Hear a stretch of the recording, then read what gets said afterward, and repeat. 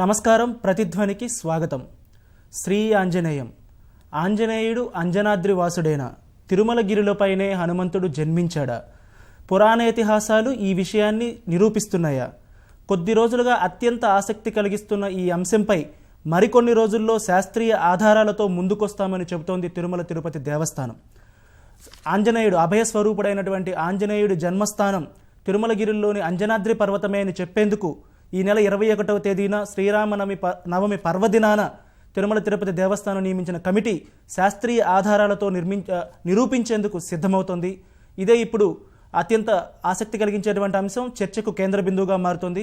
ఎందుకంటే అంజనీసుతుడి జన్మస్థానానికి సంబంధించి వివాదాలు కొత్త కావు. దీనిపై అనేక సందర్భాల్లో అనేక ప్రతిపాదనలు వచ్చాయి. ఇప్పుడు తిరుమల తిరుపతి దేవస్థానం ఏ సందర్భంలో హనుమంతుడి జన్మస్థానాన్ని శాస్త్రీయ ఆధారాలతో నిరూపించేందుకు సిద్ధమవుతుంది, ఈ ప్రయత్నంలో ఎంతవరకు సఫలమవుతుంది అనేదే ఇప్పుడు ప్రధానమైన చర్చ. ఈ చర్చలో ప్రతిధ్వనిలో పాల్గొంటున్న వారు కల్వకుంట్ల వేదాంతాచార్యుల వారు, ప్రముఖ హనుమద్ ఉపాసకులు ఆదిలాబాద్ నుంచి, అలాగే అన్నదానం చిదంబర శాస్త్రి గారు, చరిత్ర పరిశోధకులు, అంజనాద్రి సంబంధించి జన్మస్థానానికి సంబంధించి వీరు పరిశోధనలు చేశారు, అంజనాద్రి ప్రచారకులు. ముందుగా వేదాంతాచార్యులు గారు, తిరుమల తిరుపతి దేవస్థానం ఈ శ్రీరామనవమి, మరో వారం రోజులు వచ్చేటువంటి శ్రీరామనవమి రోజున తిరుమల కొండల్లోని అంజనాద్రి పర్వతమే హనుమంతుడి జన్మస్థానం అని చెప్పేందుకు సిద్ధమవుతోంది. ఈ పరిణామాన్ని ఎలా చూడాలి?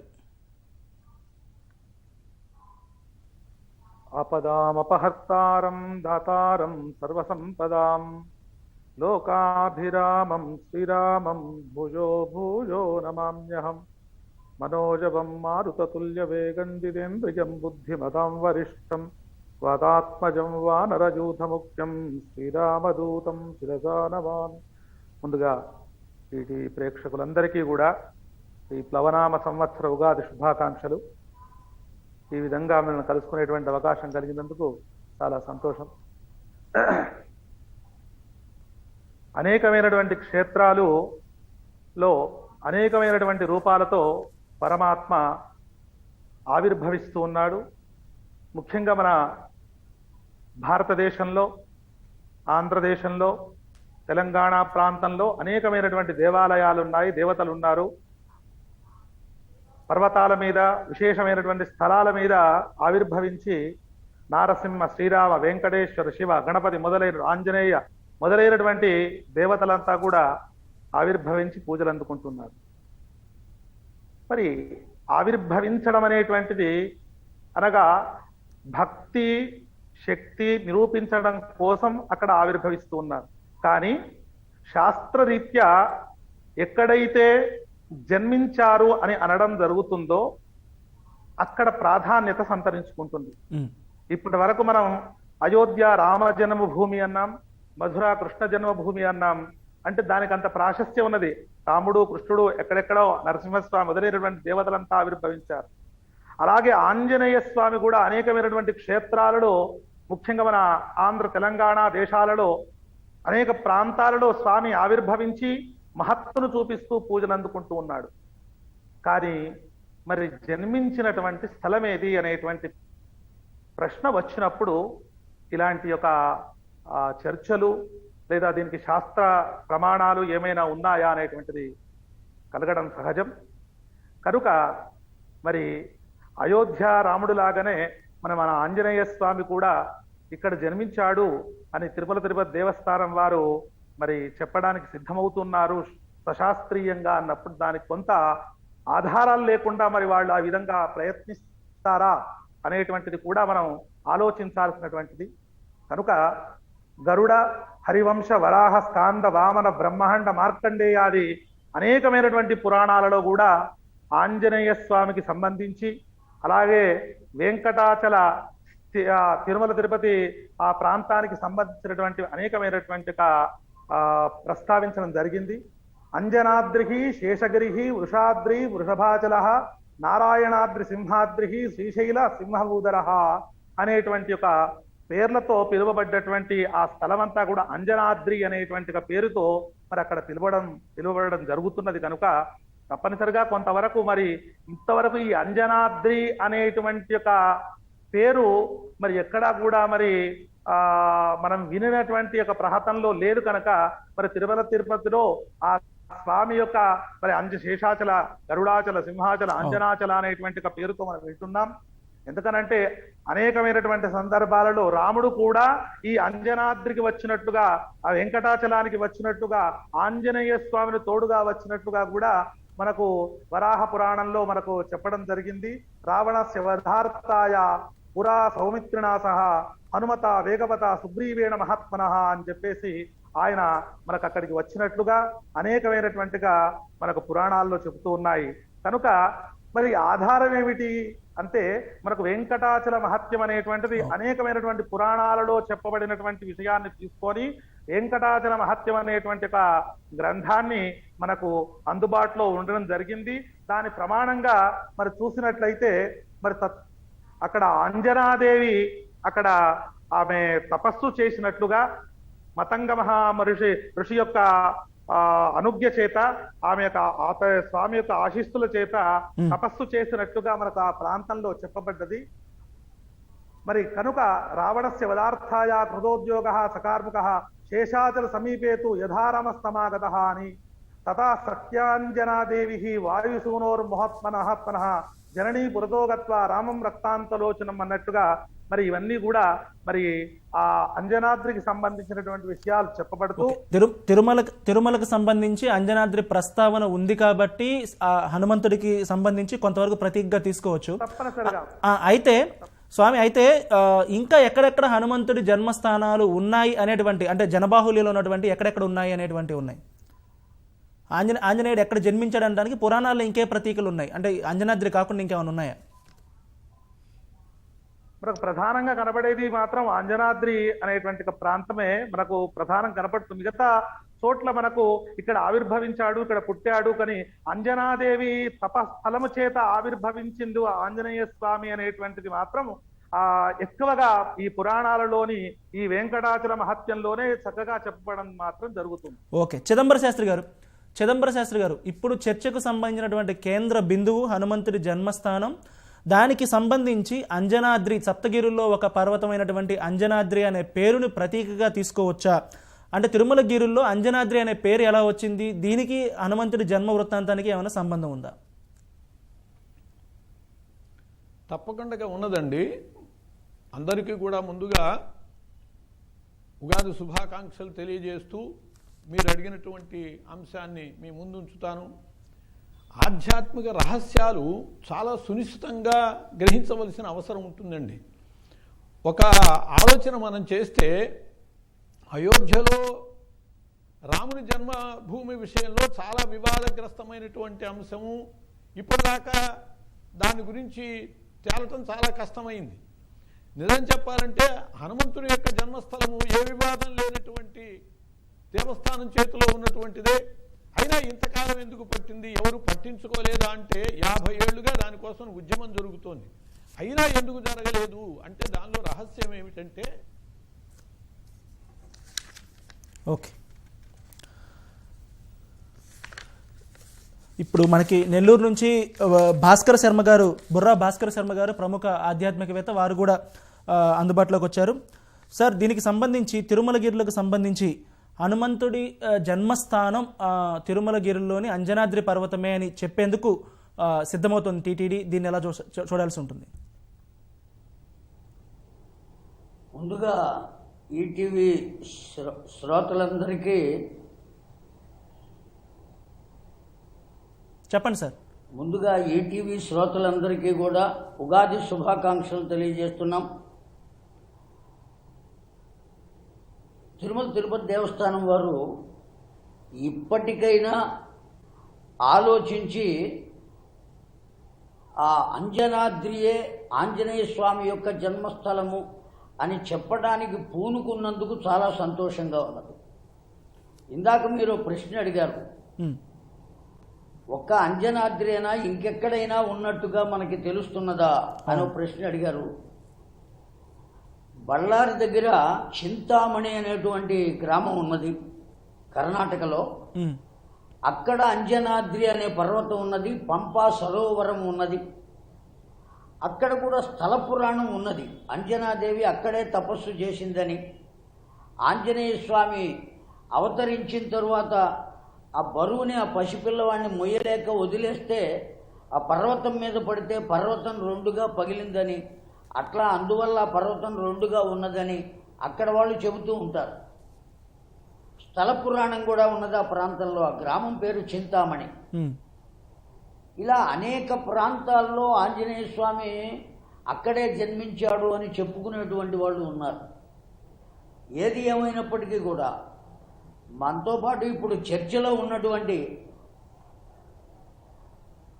అన్నదానం చిదంబర శాస్త్రి గారు కేవలం ఆంజనేయ స్వామిని గురించి రీసెర్చ్ చేసి, అవును, ఆ రీసెర్చ్ చేయడానికి కావలసినటువంటి గ్రంథాలు మామూలు గ్రంథాలు ఏవో తీసుకోలేదు ఆయన.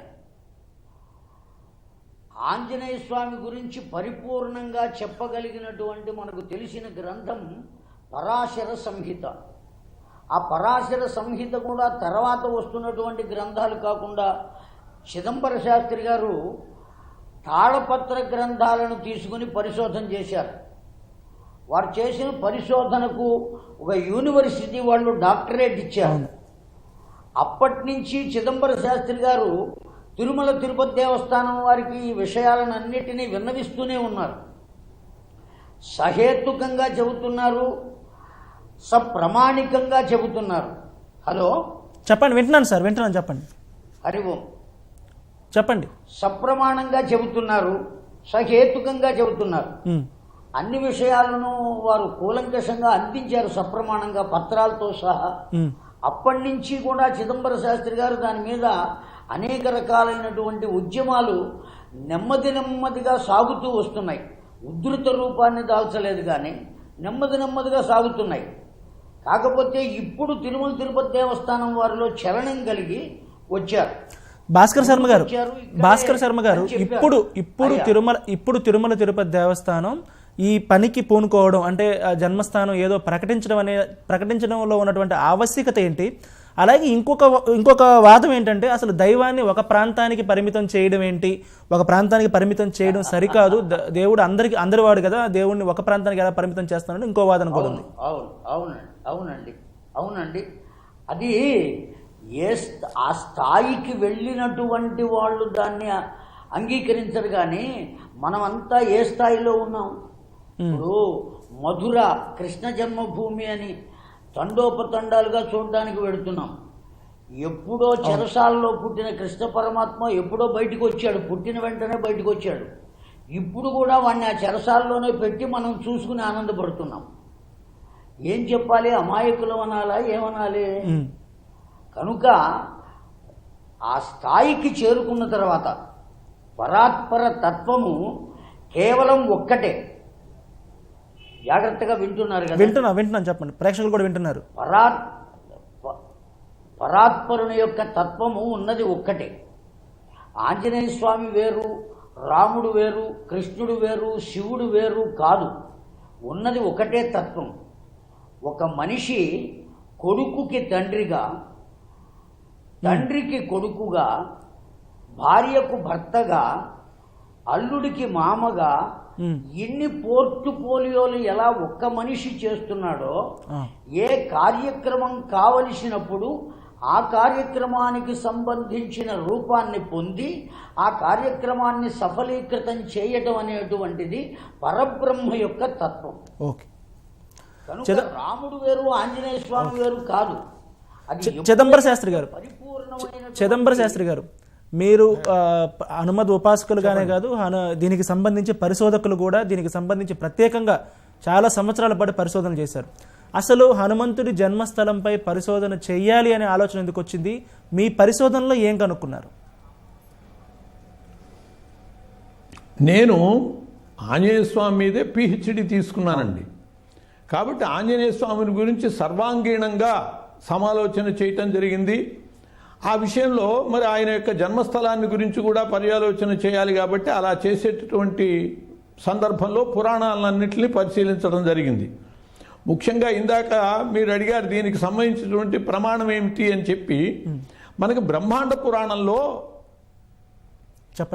బ్రహ్మదేవత పుల్కసి రూపంలో అంటే సోది మనిషిగా వచ్చి అంజనికి చెబుతుంది, అమ్మా నువ్వు వెంకటాచలానికి వెళ్ళి అక్కడ 7 సంవత్సరాలు కనుక తపస్సు చేసేటట్లయితే నీకు కుమారుడు కలుగుతాడు అని చెబుతుంది. అప్పుడు ఆమె వచ్చి అసలు సుపర్వగిరి అండి, కేసరిది, అంటే అంజనాదేవి యొక్క భర్తది సుపర్వగిరి. ఆయన ఈమె తపస్సుకు వస్తోంది కాబట్టి ఆయన కూడా సపరివారంగా తిరుపతికి వచ్చేశాడు. ఇక్కడ ఆకాశగంగకి అభిముఖంగా ఉండి ఆమె తపస్సు చేసింది, పుత్రుణ్ణి కన్నది. అప్పుడు బ్రహ్మదేవుడు సాక్షాత్కరించి స్వయంగా చెప్తాడు, అంజనే త్వం హి శేషాద్రవు తపస్తత్వ సుదారుణం పుత్రం సూతవతి. అమ్మా, నువ్వు చాలా దారుణమైనటువంటి తపస్సు చేసి, ఘోరమైన తపస్సు చేసి పుత్రుణ్ణి కన్నావు. కాబట్టి ప్రసిద్ధం యాతు శైలేయం అంజనే నామతస్తవ. అమ్మా, ఈ పర్వతానికి నీ పేరుతో అంజనాచల ఇచ్చేవ నాత్ర కార్య విచారణ, అంజనాచలము అని పేరు వస్తుంది, దీంట్లో సందేహం లేదు అని చెప్పి సాక్షాత్తు బ్రహ్మదేవుడు చెప్పాడు. అందువల్ల ఇది అంజనాచలం అయింది. మామూలుగా మనకి ఆ 7 కొండలు యొక్క ప్రాంతము కృతయుగంలో వృషాద్రిగా చెప్పబడిందండి, త్రేతాయుగంలో అంజనాద్రిగా చెప్పబడ్డది. అంటే దానికి సంబంధించినటువంటి ఇతిహాసం ఆయా కాలాల్లో అట్లా. అలాగే ద్వాపర యుగంలో శేషాద్రిగా చెప్పబడ్డది, కలియుగంలో వెంకటాద్రిగా చెప్పబడుతూ ఉన్నది. అట్లా త్రేతాయుగానికి సంబంధించినటువంటి శాస్త్రి గారు మామూలుగా మీరు కూడా అధ్యాపకులుగా పనిచేశారు. వైజ్ఞానిక శాస్త్రంలో అయితే దీనికి సంబంధించి నిరూపిస్తారు, ఒక ప్రయోగాల ద్వారా నిరూపిస్తారు. దీనికి సంబంధించి దేన్ని ప్రామాణికంగా తీసుకుంటారు? దీన్ని నిరూపించడం, శాస్త్రీయంగా నిరూపించడం ఎలాగా?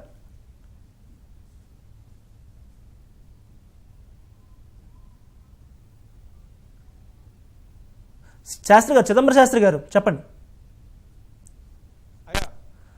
మామూలుగా వైజ్ఞానిక శాస్త్రంలో అయితే నిరూపిస్తారు, దేన్నైనా ప్రయోగాత్మకంగా నిరూపిస్తారు. మీరు కూడా అధ్యాపకులుగా పనిచేశారు కాబట్టి ఈ విధానంలో ఇతిహాసాలకు సంబంధించి నిరూపణ ఎలాగా, దీనికి సంబంధించి నిరూపణ ఎలాగా? శాస్త్రీయంగా నిరూపిస్తామని టీటీడీ చెప్తోంది. శాస్త్రీయంగా నిరూపించడం అంటే ఏంటి, ఎలా? ఏ కోణంలో ఆలోచించాలో ఆ అంశాన్ని ఆ కోణంలోనే ఆలోచించాలి. ఇది ఆధ్యాత్మిక అంశం. హనుమంతుడు ఆధ్యాత్మిక దైవం, ఆ హనుమంతుడు చిరంజీవి. కాబట్టి మనకి వాటికి సంబంధించినటువంటి పురాణాలే ప్రమాణాలుగా అవుతాయి, సంహితలే ప్రమాణాలుగా అవుతాయి. వాటన్నిటిలో కూడా ఇప్పుడు మనం అయోధ్యలో రాముడు పుట్టాడు అనే దానికి ప్రమాణం ఏమిటి? వాల్మీకి రామాయణము మొదలైనటువంటి గ్రంథాలే గాని అదే మనం ప్రమాణంగా తీసుకుంటాం. ఇవన్నీ కూడా ఇతిహాసాలే. ఇతిహాస అంటే ఇలా జరిగిందట అని చెప్పేటటువంటివి. వేదాంతాచార్యులు గారు ఇప్పుడు మనం ఒక అంటే తిరుమల తిరుపతి దేవస్థానం ఏం చేయబోతున్నా కానీ ఇది ఒక కొత్త చర్చకైతే దారితీస్తుంది. ఎందుకంటే ఇటీవల కాలంలో మన భద్రాచలంలో కూడా చూసాం, కొంతమంది అక్కడ ఉన్నది శ్రీరాముడు కాదు రామనారాయణుడు అనేటువంటి ఒక వాదం తీసుకొచ్చారు. దాని మీద కూడా కొంత వివాదం జరిగింది, చర్చ జరిగింది. అంటే అది అనవసరమైన చర్చగా మారుతోంది అనేటువంటి ఒక అభిప్రాయం ఉంది. దీన్ని ఎలా చూడాలంటారు? తప్పనిసరిగా మీరు అనేటువంటి మాట అది యథార్థమైనటువంటిదే.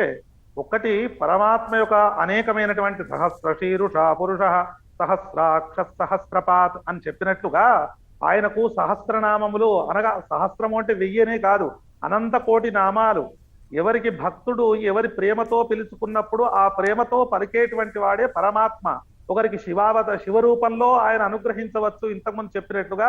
ఒకరికి విష్ణు రూపంలో, ఒకరికి రామ రూపంలో, ఒకళ్ళకు రామనారాయణ రూపంలో, ఇలా ఎవరికి ఆ విధంగా వాళ్లకు అనుగ్రహించేటువంటి ఒక పరమాత్మనే. ఇంతకుముందు ఒకటే, ఆకాశాత్ పతితంతోయం విధాగచ్చతి సాగరం అన్నట్లుగా సర్వదేవ నమస్కార కేశవం ప్రతిగచ్చని చెప్పినట్లుగా అంతా కూడా ఒకటే పరమాత్మ. సందర్భానుసారంగా కాలానుసారంగా అవతారం ఎత్తేటువంటి పరమాత్మ కనుక ఒక సందర్భంలో నారాయణుడే రాముడైనా, రాముడే నారాయణుడుగా, మాధవుడే అంటే మానవుడే మహనీయుడుగా ఆవిర్భవించినటువంటి సందర్భంలో మనము ఆయనను ఆ విధమైనటువంటి ఈనాటి కాలంలో ఇప్పుడు అనేకమైనటువంటి అన్య సంప్రదాయాల వాళ్ళు మన మీద దాడి చేసి చర్చించేటువంటి ఒక చర్చలకు ఆస్కారం కలగనీయకుండా మనమంతా ఒక్కటే, మన నారాయణుడు ఒక్కటే, మన రాముడు ఒక్కడే, మనవాడు ఒక్కడే అనేటువంటి భావాన్ని కలిగిస్తూ హైందవ ధర్మ సాంప్రదాయము ఏదైతే ఉందో, సనాతన ధర్మ సాంప్రదాయం ఏదైతే ఉందో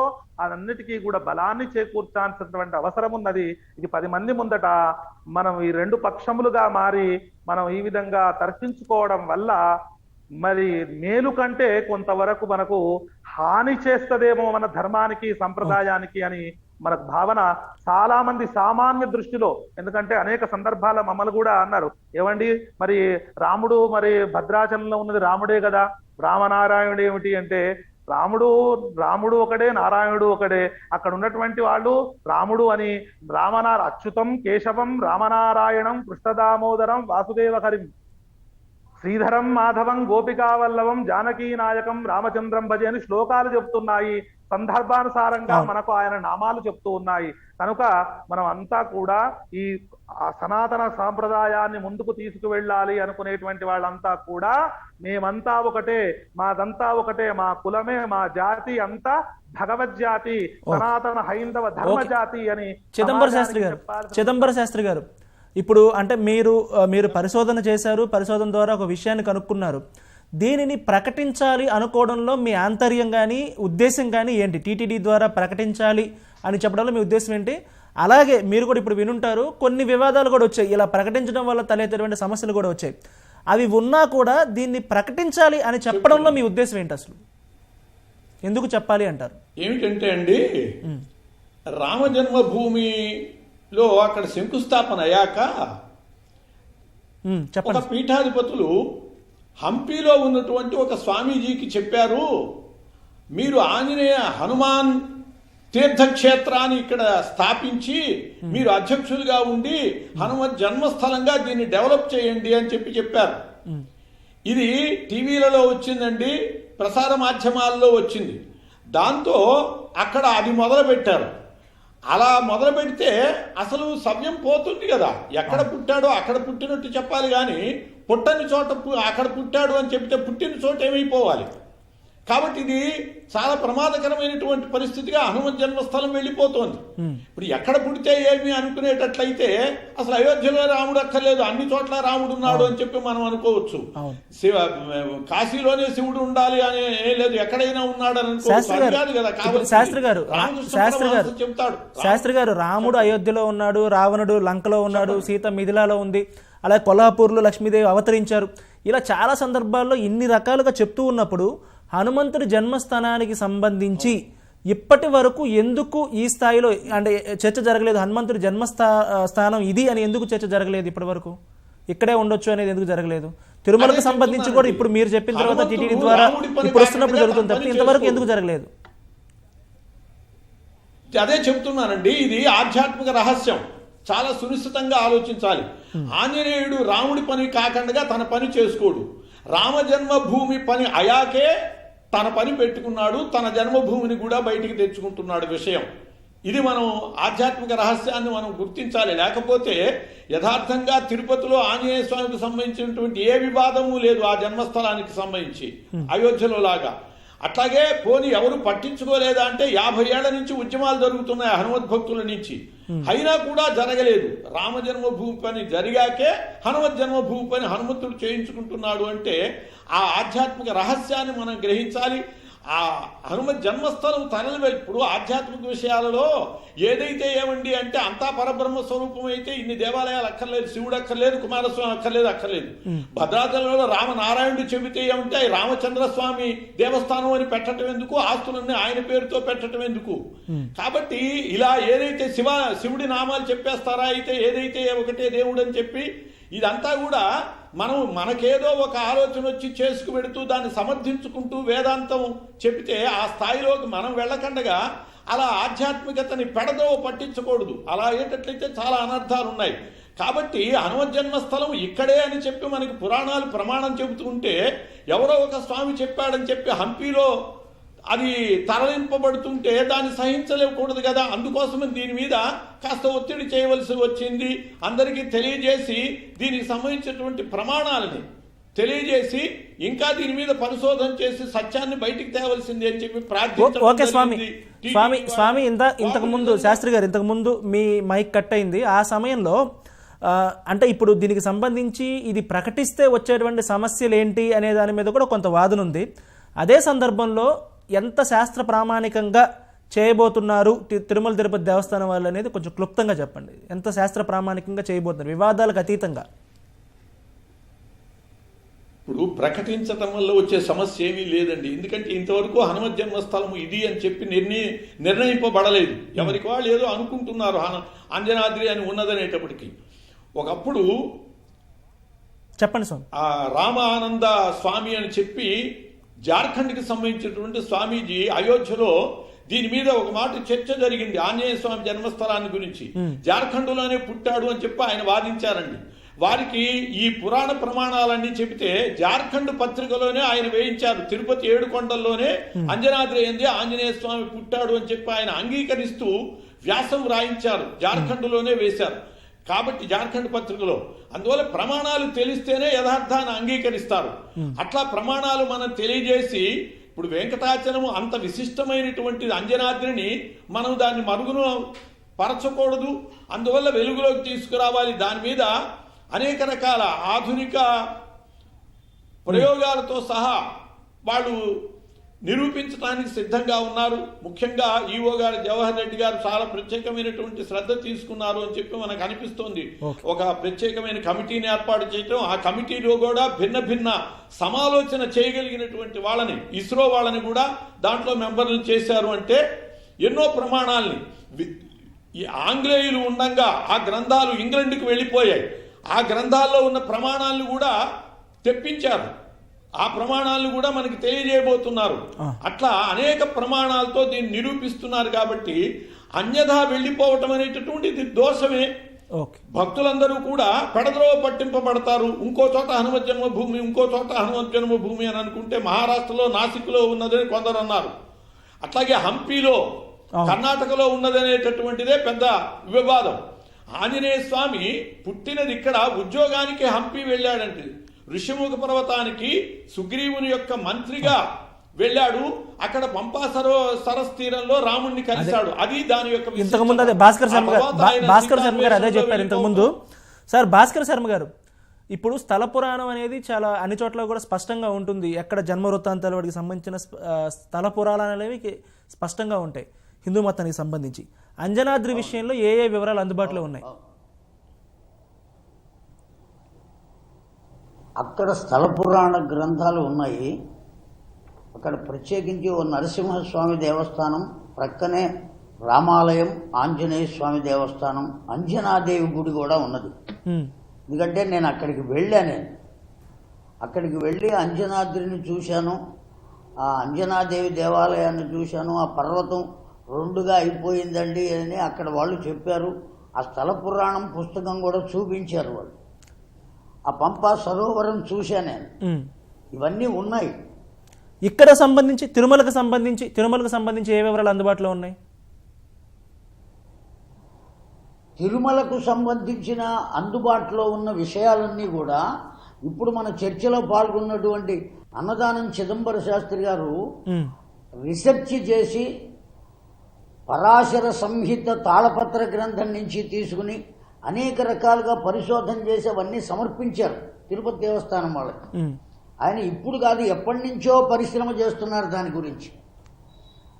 అయితే నా భావన ఏమిటంటే,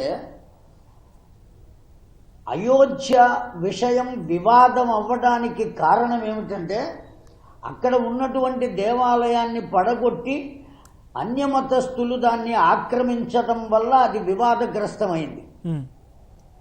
లేకపోతే వివాదానికి వచ్చే అవకాశం లేదు. ఎప్పుడు కడతారో ఏం కడతారో అసలు కట్టరో అది వేరే విషయం.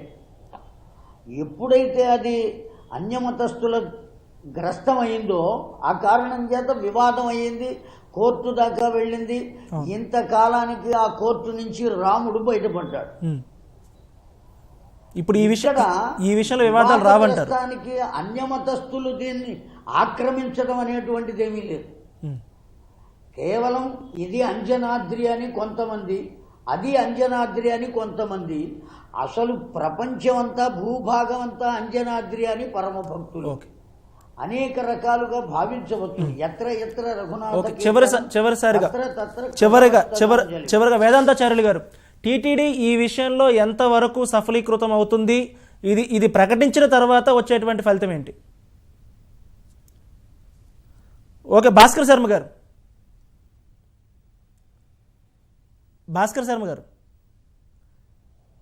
అయ్యా టీటీడీ ఎంతవరకు సఫలీకృతం అవుతుంది దీంట్లో? హలో, టీటీడీ సఫలీకృతం అవ్వడానికి ఏం పెద్ద సమస్య ఏం లేదండి. ఆ, ఎందుకంటే కలియుగ వైకుంఠం వెంకటాచలం వాళ్ళు అది ప్రత్యేకమైనటువంటి ఒక ప్రభుత్వం. వాళ్ళు ఒక డిక్లరేషన్ కనుక లోకానికి ఇచ్చినట్లయితే వాళ్ళు ప్రకటించిన ప్రకారం లోకంలో అంతా జరుగుతుంది. ఓకే. అన్ని ప్రాంతాల వాళ్ళు కూడా దాన్ని అంగీకరిస్తారు. దానికి సంబంధించినటువంటి దేవాలయ అభివృద్ధి అవన్నీ కూడా ప్రభుత్వం చేయగలదు. ఓకే. టీటీడీనే చేయగలదు. ధన్యవాదాలు సార్. కోట్లు ఖర్చు పెట్టి. ధన్యవాదాలు సార్. ధన్యవాదాలు వేదాంతాచార్యులు గారు, చిదంబర శాస్త్రి గారు, భాస్కర్ శర్మ గారు. ఇది వాళ్ళ ప్రతిధ్వని. నమస్కారం.